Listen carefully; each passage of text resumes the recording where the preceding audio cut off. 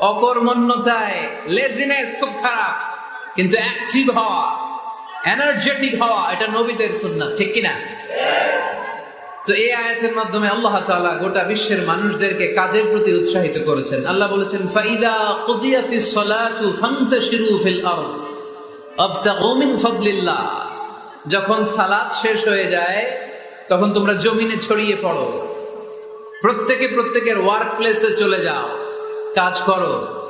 আবতাগু মিন ফাদলিল্লাহ, আর আল্লাহর দেয়া ফদল তালাশ করো, রিজিক তালাশ করো। মসজিদের ভিতরে রিজিক আছে? কথা কয় না। মসজিদে গেলে কি টাকা পাওয়া যায়? খাওয়া পাওয়া যায় না। খাবার উৎপন্ন করতে হয় মসজিদের বাইরে, এ জমিনে। মসজিদে গেলে রহমত পাওয়া যায়। মসজিদে গেলে কি পাওয়া যায়?